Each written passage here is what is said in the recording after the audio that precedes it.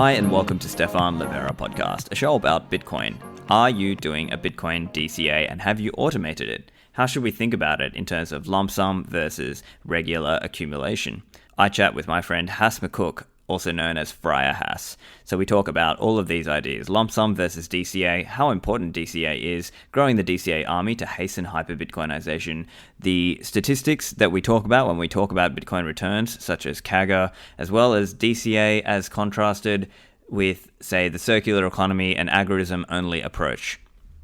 This show is brought to you by Swan Bitcoin, the best way to set up your auto stacking plan. It's really fast setup and cheap to automate your stacking, especially for those of you in the US. So if you haven't already, go and set up there. They're Bitcoin only. Swan takes a focus on customer education and teaching the values of Bitcoin. Swan also offers Swan Private, so this is available internationally for high net worth individuals and also for businesses and corporates. So if you need some help with a one-on-one dedicated Bitcoin account expert, this is what Swan Private offers. You'll get one-on-one calls. So either for yourself, if you just want to set up a stacking plan, go to swanbitcoin.com/Livera, or if you want Swan Private, go to swanbitcoin.com/private, and Swan will help you out getting started, setting up your stacking plan. Lend at HODL HODL is a peer-to-peer Bitcoin-backed lending platform. So you can either collateralize and borrow against your Bitcoins and borrow stablecoins, or on the other hand, if you have stablecoins, you can lend them out and earn an average of 25% APR. So now with this option, you don't necessarily have to sell your Bitcoin to get some liquidity. You can borrow against it. And what I really like about HODL HODL is that they enable the vision of multi-signature. So there's no rehypothecation. You can see the action right there on the blockchain. You hold one key in the 2 of 3 multi-signature. It's non-custodial. So Lend at HODL HODL allows peer-to-peer lending and borrowing directly between users. So on the platform, you set your terms, you put up offers depending on how long you want to borrow or lend, and the interest rate. Go to lend.hodlhodl.com. Are you looking to get involved with Bitcoin mining? As you might be aware, there's a big downwards difficulty adjustment coming, which is going to make it much more profitable for people who are already set up with their Bitcoin miners. So if you want to get set up, Compass can help you buy your own ASIC and secure hosting at facilities all around the world. So for years we heard you could only do this if you're investing tons of money, but Compass are making it easy for everyone to tap into these economies of scale so you can access reasonably priced mining hardware and cheap industrial power rates rather than using the residential rates, which might not be competitive depending on where you are. So if you're unsure about how to get started, they've got hardware and hosting bundles. You don't need advanced technical knowledge. You can quickly get started. Go to compassmining.io and start mining Bitcoin today. On to the show with Hass. Hass, welcome back to the show. Oh, great to be back. Thanks for having me back on. And look, sorry to see you leave Sydney. We're going to miss you a lot here. We appreciate all the great stuff you've done here to help us build the local community, and obviously all your international work. We look forward to catching you once the world is free again in real life. Yeah, well, let's see. I appreciate the work you've been doing out there, both on the mining front and on the DCA front. I know you're a big DCA man, arguably helped change the minds of a lot of people out there about why DCA is important. And I know there are other people out there who have different views, whether they think, oh, you should just lumps, or maybe you should be you're overly compromising for the number go up, and the privacy bros who think, no, we should just have circular economy only. But maybe if you just want to start with, I guess, your thoughts, why did you come to this idea of DCA, dollar cost averaging?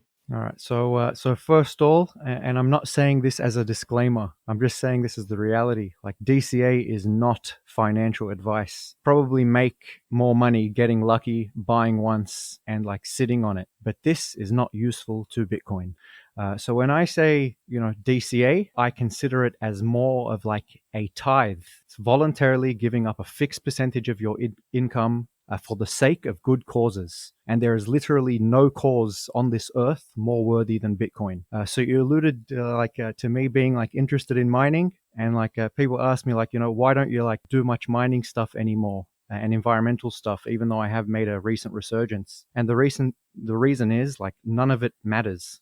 Literally nothing in Bitcoin matters except DCA. Strong statement there. Yeah. So now people would come back to there, and most people would say, well, hang on, what about developers who are let's say, plugging holes in the system in terms of bugs that are found, and there were vulnerabilities disclosed. Those are important to be patched up, surely. Yeah, and they will be. So how do we encourage a developer to work on Bitcoin if his money grows 30x in 1 year and then goes non-stop down for 3 while he has to self-fund? Whereas if we DCA, we set a permanent floor, the guy gets 1% richer every week and development just goes on. Yeah, so I guess the idea then is it's like making enough of a steady financial system around Bitcoin is what you're saying creates the overall ecosystem in which the other things can thrive, whether that be developers who are improving the protocol or helping ensure that they are reviewing the code in the protocol, that there's no bugs there, or that there is sufficient mining hash rate to keep the network secure, and the idea that it's staying decentralized across different countries and across different mining pools and different mining operations and different mining hardware and the other broader parts of the ecosystem. So on the hardware element and whatnot. So let's say I personally wanted to invest $20 billion in a mega project, right? It's not actually that much money, $20 billion, right? So here was my plan for the 20 billion. Build a nuclear power plant, build an ASIC foundry, and a big hard stand to just plug ASICs in and ignore the rest of the world. Just plug my nuclear power plant straight into the ASICs. Now, if Bitcoin was going up 1% a fortnight, every fortnight, relentlessly forever, I, as an investor, would be quite comfortable signing a 50-year lease with a big mining company to take exclusivity on the nuclear power I generate. But because there's so much uncertainty in price and volatility, it's terrifying for big investors, so they don't invest. So I know because Bitcoin is so illiquid, we can't avoid a boom and bust cycle, but it can very easily be levelized, and I'm sure we're going to talk about how easy it is actually to levelize, and how optimistic and bullish this should make people on the future of Bitcoin. Yeah, so people might be thinking, well, fine, that's one thing that there's, everyone who's regularly stacking, but there might be those people who, let's say they're sitting on a big hoard of old coins and they could just hit the market and sell a bunch of those coins all at once, or they could say, oh, I've had it, I want to buy my mansion and my Lambo or whatever. I mean, we talk about low time preference, but there might be people out there who have a lot of coin and they don't necessarily share the same values. Would that just mean they're just sort of dumping on the new incoming DCA people? Yes, but unlike the proof of stake legacy fiat system, you can only sell once. That's it, done. And the DCA Army comes back tomorrow with more money. So eventually these people are just noise. It's a long-term, relentless, absolute transfer, from weak, frivolous hands to the tithers, the people that believe in Bitcoin as a cause. So I have full respect for the circular economy bros and what they do, but Bitcoin is currently not useful for a circular economy. It will be extremely useful when it's $1 million a coin and you don't need to exit, into fiat. You can literally just stay in Bitcoin because it's stable. And supposedly there's 100 million people that have Bitcoin. If everybody ponied up $10 a day, it's $1 billion a day. Each coin will be worth $1 million in a few months. Relentless $1 billion a day crashing into the market. Just, if Satoshi came back tomorrow and dumped his million coins, the price would drop to $1,000 for a day. And then the next day, there's just another $1 billion. And the next day, there's just another $1 billion.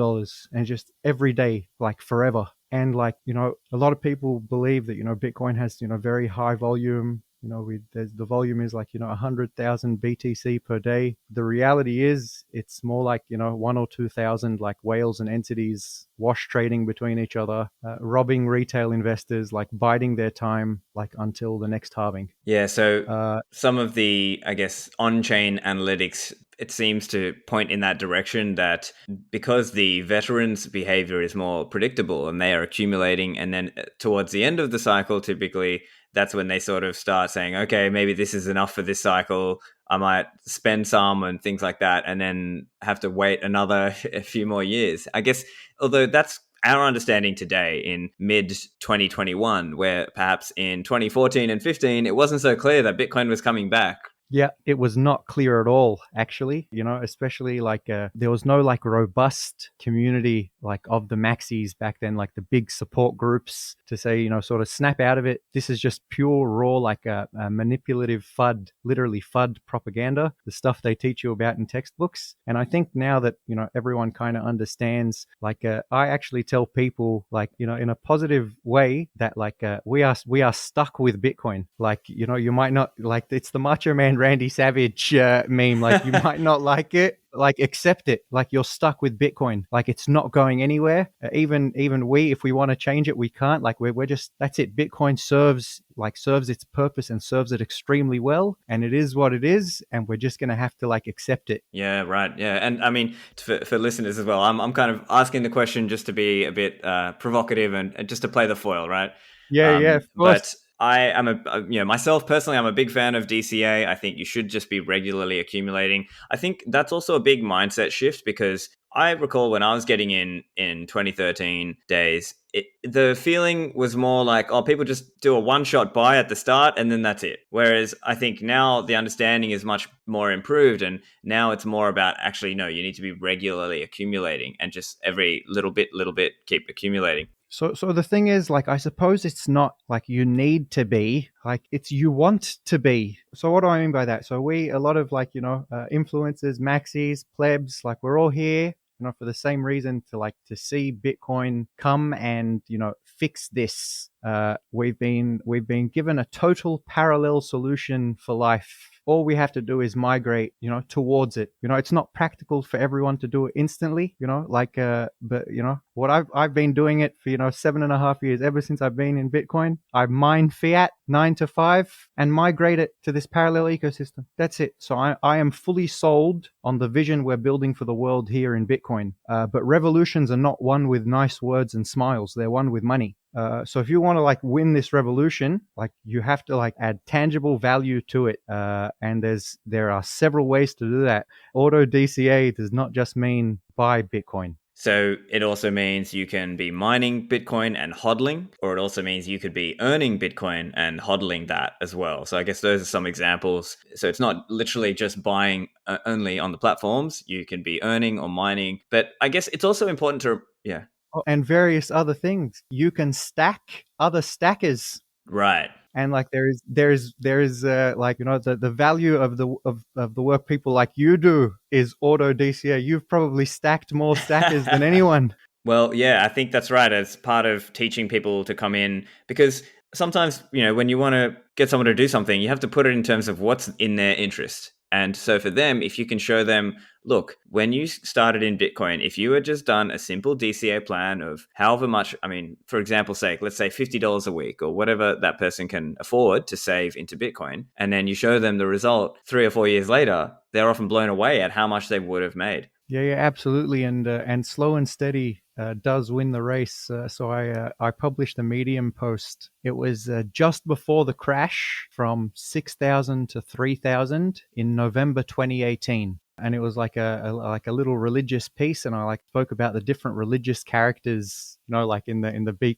Bitcoin ecosystem. And there was one crew called the Sufferers, and like at almost every point in a Bitcoiner's life, there is like a suffering phase. And there's like two ways you can come out of the suffering phase. Like you can either lose your religion or just become more religious. That's it. It strengthens your resolve. Nothing like a tragedy to as they say, bring you or push you away from God.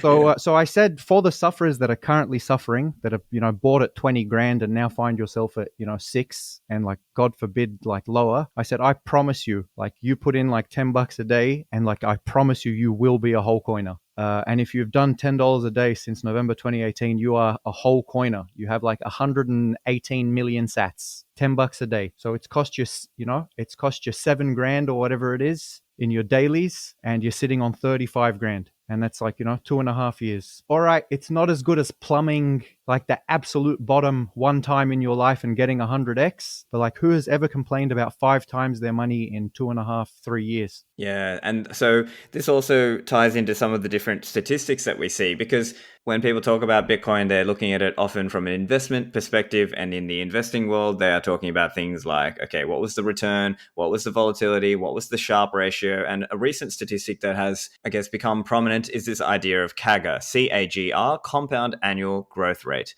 And so people might have seen the likes of Michael Saylor come on an interview and talk about how it's growing at 200% per year for 5 years on average or 10 years on average. And I think Safety actually also has mentioned that, and other people have spoken about it. And so now, if we were to look at that number today, I think it's something like a 5-year or a 10-year CAGR might be 110%-ish. But I guess it varies where in the cycle you start and finish. Generally speaking, if you've done it for at least 4 years, then you have a pretty good return. But it seems like I think you took some issue with that as well. So what was your issue with around CAGR and the way we talk about CAGR? So my issue with CAGR is like people's usual issues with like statistics, lies, damn lies, and statistics. So CAGR is factual. It's just not truthful.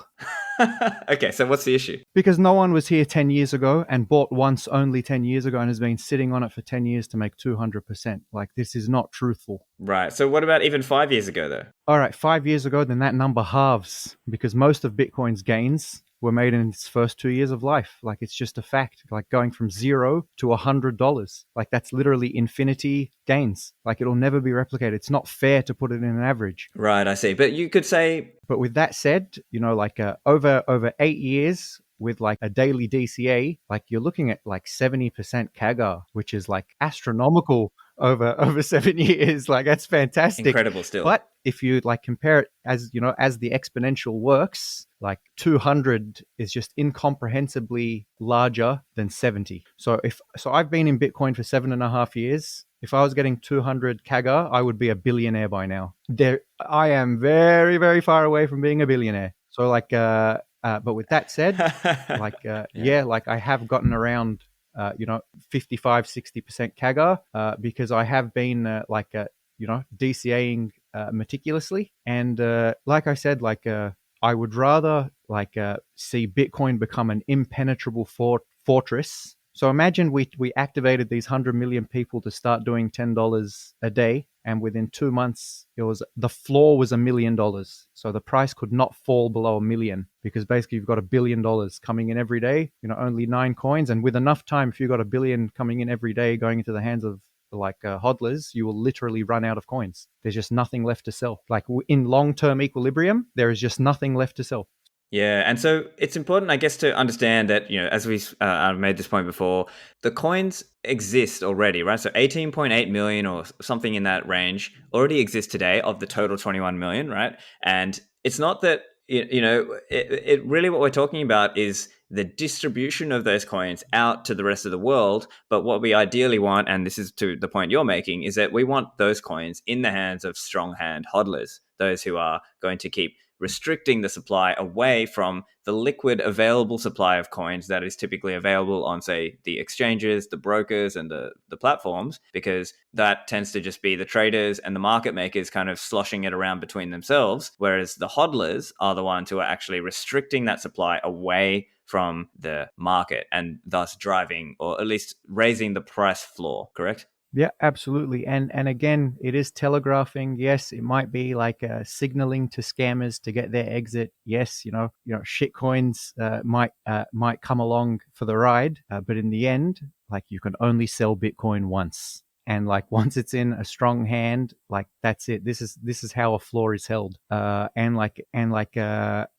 understand why people have like FOMO. So I remember, my first time, buying Bitcoin, because of like the constraints, put upon my start, in terms of getting money to an exchange, I was watching Bitcoin go up, 10% a day. 300, then 400, then 500. And I remember after reading the white paper, I'm like, if anyone in the world reads this, they are going to buy Bitcoin. I need to get as much Bitcoin as I can, as fast as possible. And it's easy to fool yourself into thinking Bitcoin's going to get this instant influx. But if it does get an instant influx, nobody has priced in all Bitcoiners deciding to put in $10 a day. It would cause mayhem. Like you saw what happened with AMC and GameStop and Doge. Like all it requires is a large group of very stubborn people to just keep buying every day. Phenomenal. Yeah, I think that's right. And the thing is, people don't realize the numbers on this because, we throw around these numbers of,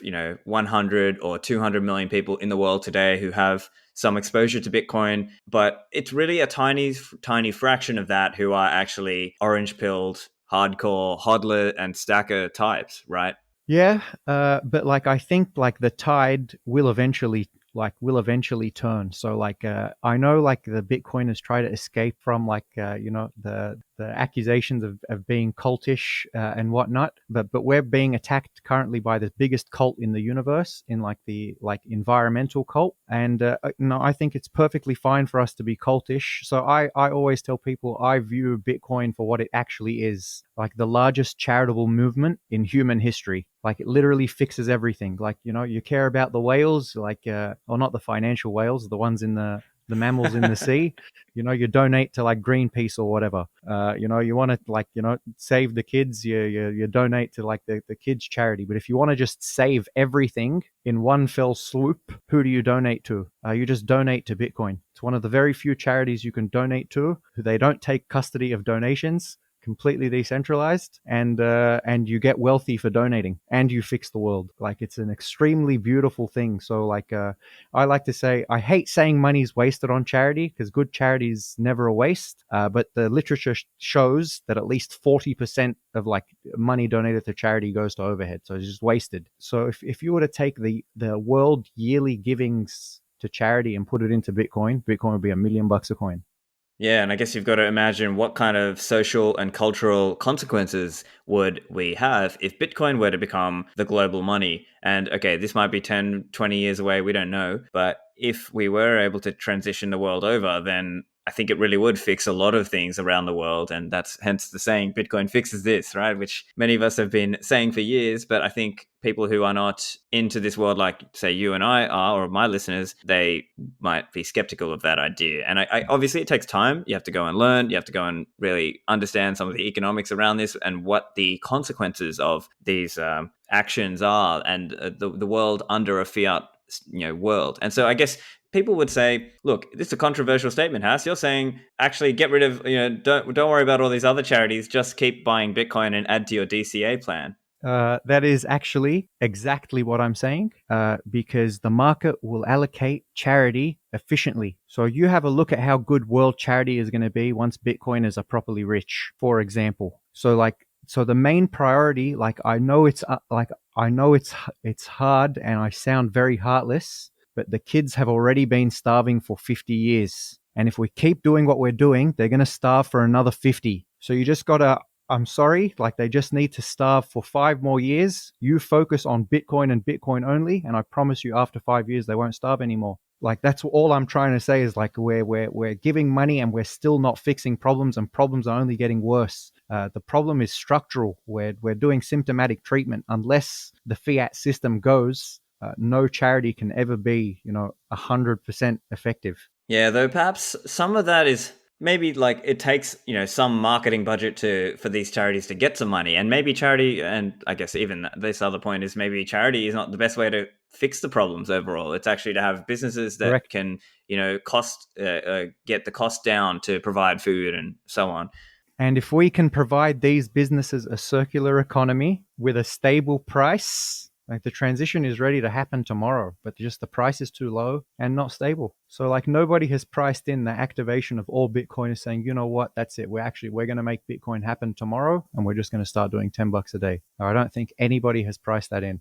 Yeah, and I think you're right that the point that I've seen you make correctly, which is that it's not that many people who need to get on board with this. Like as a fraction of the globe, right? If we've got 7.9 billion people on Earth, and you're saying it would be what, 10 million people who need to really. There's a I don't know if it's a lie or I'm just spreading old housewives' tales here, but like it's said that the American Revolution was fought by 3% of the population. Yeah, pretty incredible, huh? Fought and won by 3% of the population. Like if we got 100 million Bitcoiners, Let's get 3% of them doing $10 a day. That'll hold the price permanently at the current price. That's 30 million bucks a day crashing into 900 coins forever until the 900 becomes 450. Yeah. And so like, all it'll take is a couple of big names in the space saying, you know what, I'm maxing out my weeklies, on Swan or on Cash App or on Relay or, the Bitteroo for us Aussies here,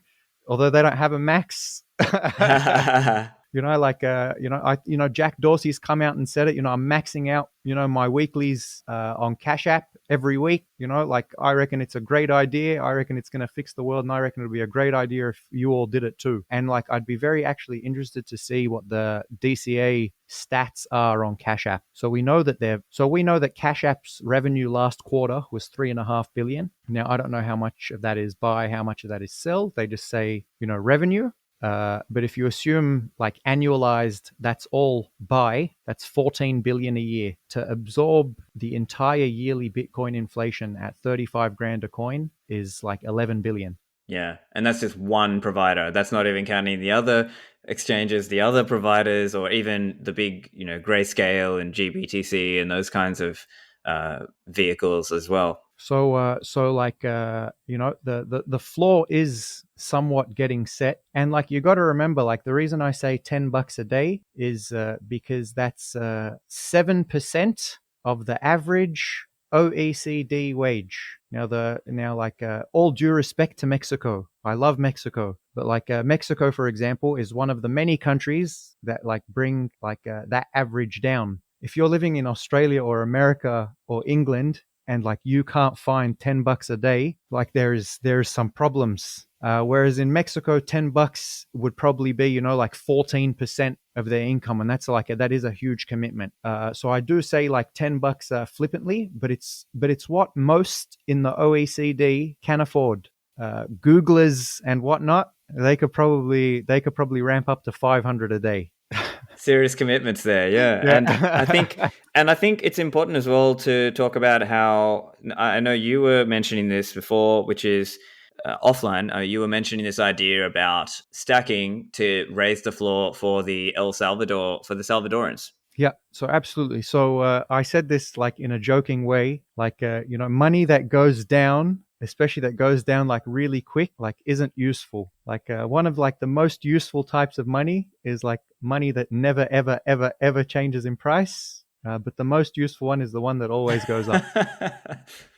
Obviously, the going up forever meme, does have a timeline. If you or I, we put down a bit of a lump sum, Aussies, first world, qualified people, professionals, good income, all that kind of stuff. If we take, a 50% hit in 2 weeks, like we just took, we're still smiling, we're still happy, life still moves on.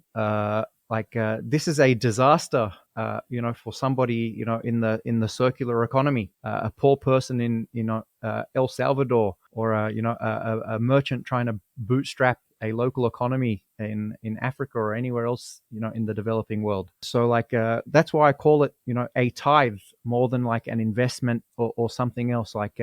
Put some money down, just lock up some funds. Right. Okay. There's no yield, but the yield is a very nice feeling and a very good quality of sleep. And knowing that these really disadvantaged people, are now using their own skills and impetus to build businesses, grow communities. You're literally supporting magic. Magic is happening in these places, and it only costs you $10 a day. All right. Back to the show in a moment. Unchained Capital are building Bitcoin native financial services on a foundation of multi-signature. So if you are sitting on a single signature hardware wallet and you are thinking, well, I need to improve my security, multi-signature is a great improvement step, and Unchained can help you get there. They've got multi-sig vaults designed for ultra-secure long-term storage. So you can take, for example, a Trezor and a cold card, and Unchained can be the third key, and you can separate your keys and reduce your single point of failure risk. If you need help, they've got a concierge service. So they will will ship you 2 hardware wallets. They will do calls with you, answer your questions, get you set up, and deposit $1,000 of Bitcoin in your vault. Use the code Livera for a discount there.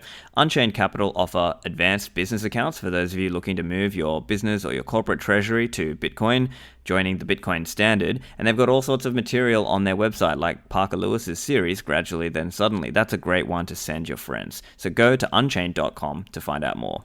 CoinKite.com are the creators of the Cold Card, my favorite Bitcoin hardware wallet. You can use the Cold Card and it will generate the 24 words for you, and you can store your Bitcoins yourself and take them off the exchange.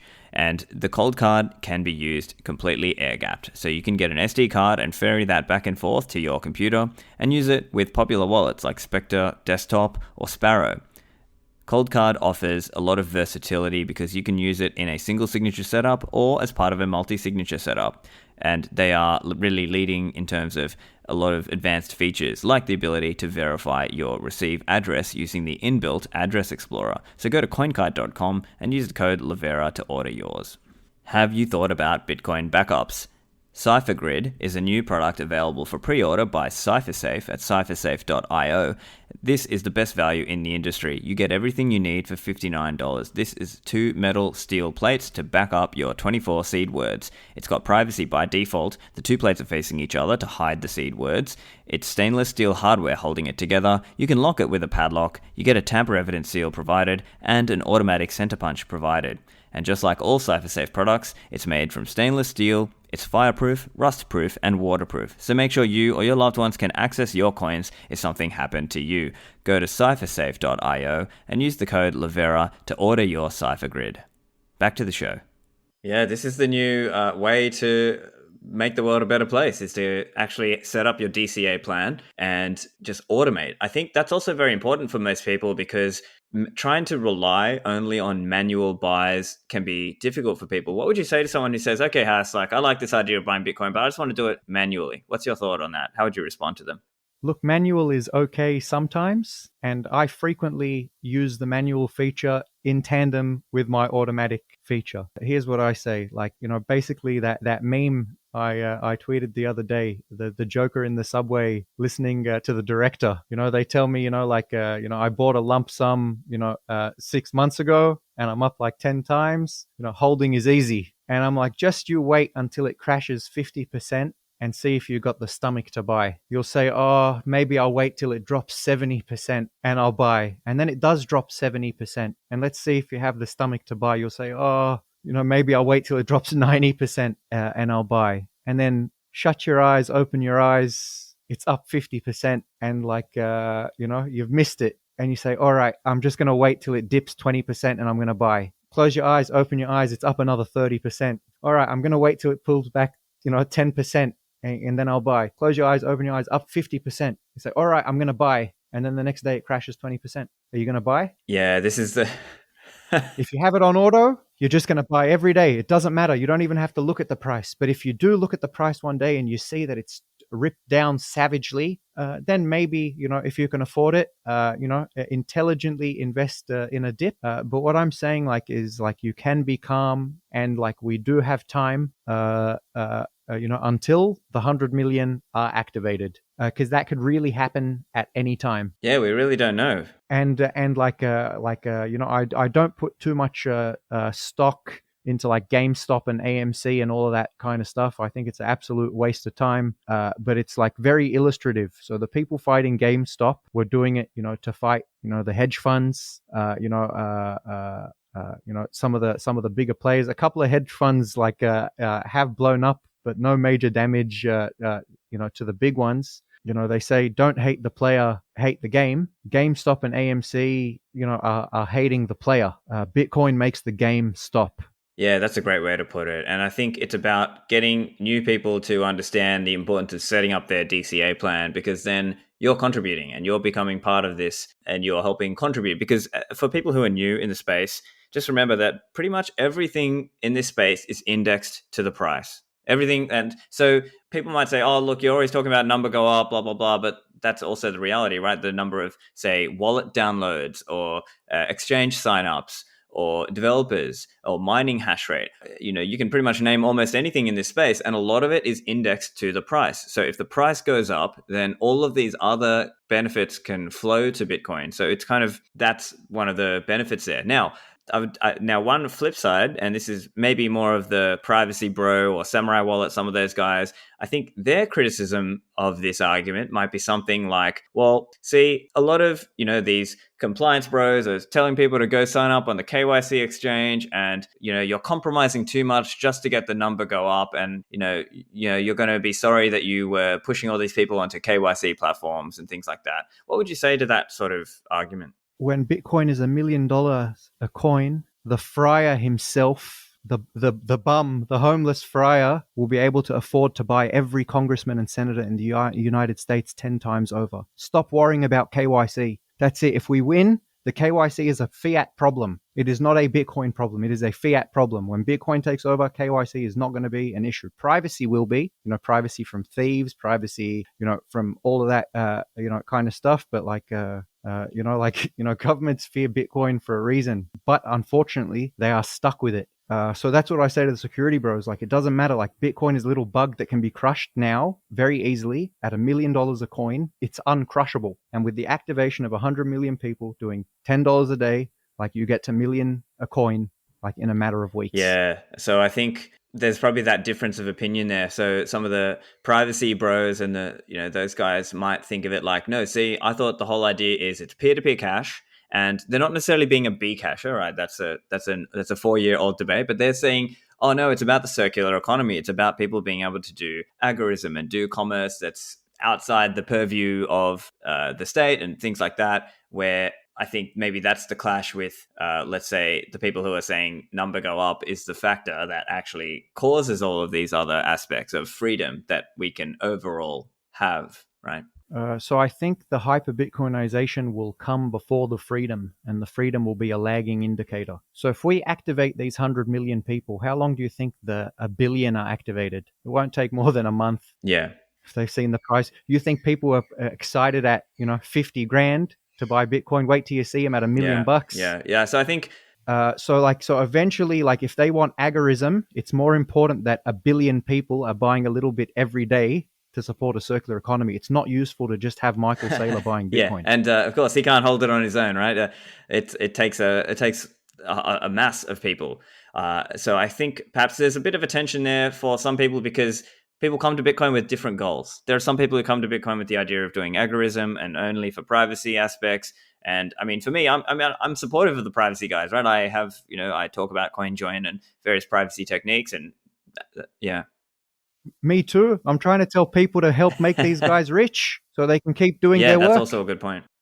Right. It's not useful for them if number goes down. Like, they're dipping into their stash. They are living in the circular economy. If number is always going down, it is not useful for these people. Like, I am trying to support them. Like, it's just indirect patronage. Instead of giving somebody direct patronage, you're just making his wealth go up. Yeah. So, obviously that's predicated on him having original wealth. But if somebody wants to, be that maxi and not have like any skin in the game, like, Antonopoulos, like, I don't believe it. Like, if you're as convicted about Bitcoin as some of these people, like, there is nothing you wouldn't do for like some Satoshis.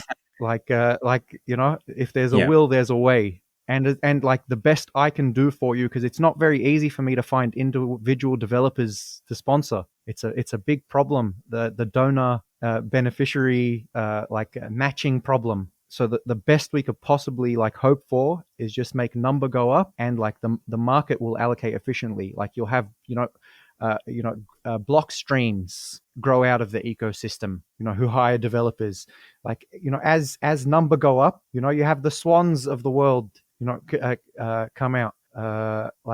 This is just a part of like the natural growth of anything. Like, as number go up, things generally improve. So like, the best you can do is just show your support for the industry as a whole, and and you'll see the industry, you'll see what the industry is made of, and what we can produce. Yeah, and I think it's also interesting because no other coin really has number go up, and that's why, Bitcoin is so important. And I think that actually matters in the long term, because having number go up. Now, I know some people hate that whole idea of it, but it actually is what drives so much of the investment and interest. And that in turn is what drives development, which in turn, makes Bitcoin stronger, more resilient, and more able to function as a network at scale. And I think that's really where we're going with all of this, right? Yeah, and too big to jail is a real thing. Like, can you imagine if any government tried to US government tried to seize Bitcoin if it was at a $50 trillion market cap? Bad things would happen to legislators. I'm not issuing threats or anything, but at that point, you are threatening a legitimate wealth base. Unfortunately, the government is already stuck with it, and it'll just be more and more stuck with it, as number continues to go up. And the beautiful thing about Bitcoin is, or rather, government. Or there's very few beautiful things about government, but the only beautiful thing is it is a state of mind. That's it. The government really, it's a figment of our imagination, and it's just a whole bunch of people. That's it. You get a couple of these people to become Bitcoiners and watch if they'll ever legislate against their own self-interest. It just won't happen. And if we can activate these 100 million people, and the coin price goes to $1 million, name me one politician that won't want to get in on some Bitcoin. It's just human nature. So I think the privacy bros should worry about privacy solutions, for us to defend ourselves, from each other. But hopefully we don't actually have to worry about big government too much for too much longer. But it'll take, a quick activation of a mass of people. Yeah, and as most revolutions in history, have shown us. Yeah, and so while the El Salvador news is very interesting and really a really truly interesting test of what's going on, let's remember that when you spend Bitcoin, on the other side, they're probably going to be selling some of that for fiat. And so that adds actually a lot of sell pressure. Because ultimately what we really want to grow the whole ecosystem is new hodlers. And of course it takes time, right? So some people might start out spending some Bitcoins here and there, or spending in El Salvador, let's say, and then they might have a dual cash balance, right? They might hold some USD and some Bitcoin. And maybe at the start, it'll be mostly US dollar, right? Because that's what they know. That's what they're comfortable with. I remember seeing some stat that apparently only 1% of people in El Salvador would be using only Bitcoin. I think about 25% would be using a mix of Bitcoin and USD, and 75% were saying, oh, I'm just going to stay with USD. And that's fair enough because it hasn't come into place yet. They haven't seen it yet. I think the actual law comes into practice in, I think, 7th of September, around there. So it's early days. And of course, that's changed over time as well. I mean, if you look back, Paul Tudor Jones used to say 1% Bitcoin allocation. And then recently he said 5%, right? And so it's a similar story. So it starts small and it's going to grow, but there will be a whole bunch of new people who are spending Bitcoin. And if there's not enough people who are DCA stacking, then the effect on that will not be necessarily upwards, right? It just takes time to grow that base of hodlers. And maybe that's part of this whole cycles thing, right? That it kind of just moves in these 4-year cycles because people need time to get comfortable with it and comfortable holding more of their cash balance in BTC as opposed to US dollar or some other fiat. Yeah, and it takes time to learn and burn. Everybody eventually, from my experience, with long-term holders, everybody finds their way into DCA eventually. Yeah. So for the newer starters out here, this is hard-earned experience. I always joke around and saying I once bought 40 dips in a row. So this is hard-earned experience. Just automate it. Stop worrying. If one day if you believe, it's a big dip, and obviously I'm not gonna tell you how to suck eggs. If you feel like buying Bitcoin, do it. But I tell people, I try to guilt and shame them into this. I say lump sum is for you, auto DCA is for us. That's a good way to put it. So in terms of DCA, Do you have any thoughts on frequency? Some people like daily, there's weekly, some people say monthly. What's your thought there? Look, for me, I have been running the numbers, and it generally speaking, like frequency doesn't matter between daily, weekly, fortnightly, monthly. Remember, if it's 100 million people, each doing one monthly buy, like statistically speaking, you have a pretty good like spread of when those buys are happening, and there's regular buys happening by the hour or whatever it is. But it'll all depend on your particular broker or exchange and their fee structure. So, for example, some exchanges like I do Bitaroo. I was like at one stage, like in their earlier days, like I was doing hourlies just to make a point, and like my average fee rate was 0.19%.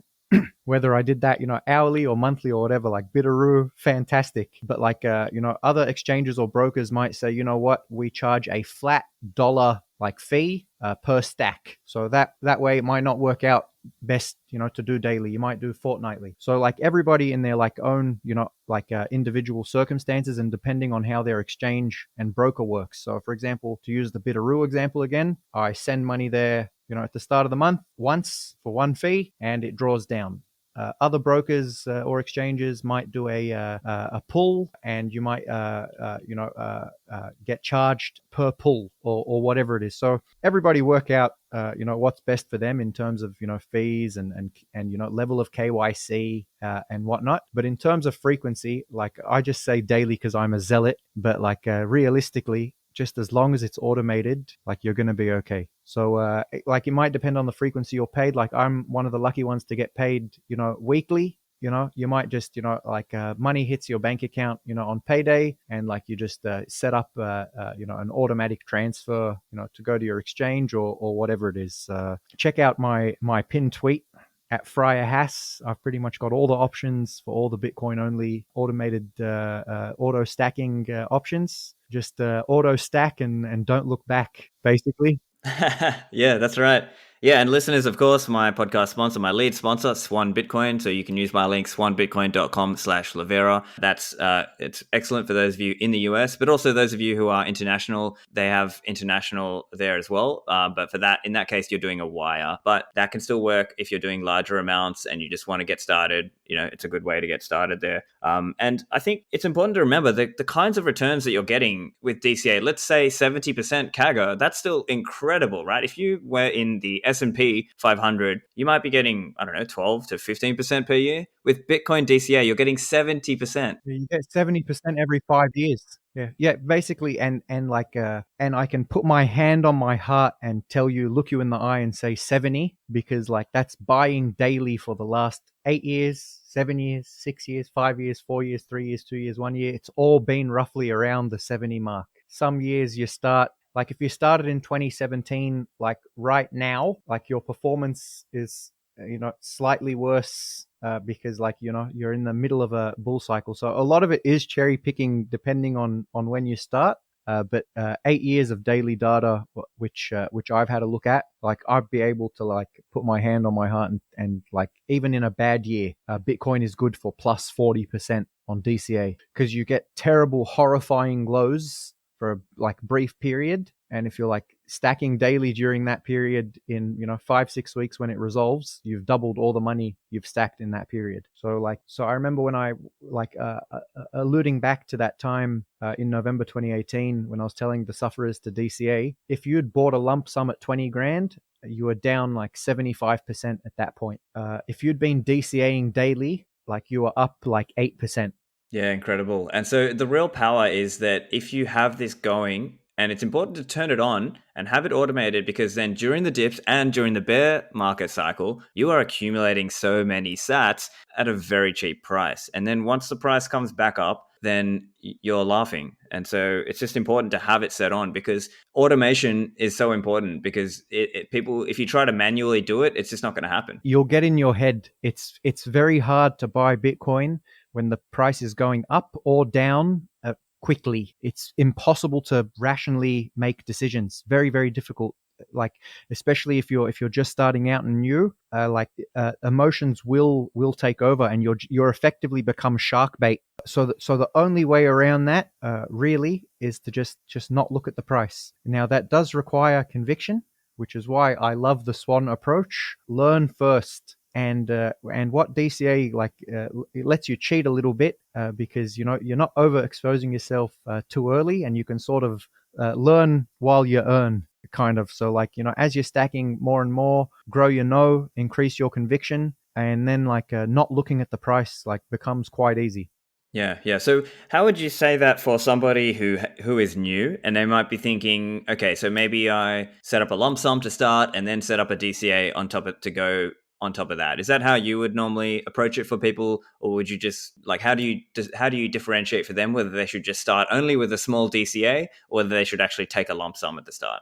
So I'd say have a firm look in the mirror and be very, very honest with yourself and say, can I handle losing 50% of my money for 3 years? If yes, just go all in now. All in now has always been good advice. If you go all in now and then go away for 5 years and don't look at the price. But it's very hard to go away for 5 years and not look at the price. So I tell people, if you can't handle that in your stomach, just put in what you can handle and then just top it up. And that way, if it does drop 50%, you've got you're not your home isn't wrecked. You've actually got money up your sleeve, and you're comfortable in life to be able to take advantage of the opportunity. Yeah, that makes a lot of sense for people, because the thing is, and I think this even comes from the normal financial world, is this idea of risk tolerance. And it's common that people overstate their level of risk tolerance. So they might be at the start saying, yeah, I'm really gung-ho, I'll ride through an 80% drop. But then when it happens, it's another thing entirely. So just something for people to be aware of, that it's a common tendency to overstate our risk tolerance level there. So that's why you've just got to think about these things and be, when you're coming in and just starting, you got to be willing to take that big drop. As right, as Haas, you and I, we've been through these big drops. It takes time to be hardened, and I think by now, because you and I are in solid profit, even on on those, we're sort of still okay, even if we take a 50% haircut, right? But for someone who's new, that can really scare them out. Yeah, and there's just it's impossible to impart the full wisdom in such a a short space of time. But the Bogdanov memes are real. So what's the Bogdanov meme for people who don't know? So basically, there's a meme, the Bogdanov twins, very handsome gentlemen. There's a meme that they're watching traders through the ether, and watching their buying patterns, and as soon as a newbie trader hits the buy button, they get onto the phone with their mates and say, all right, he's bought, dump it.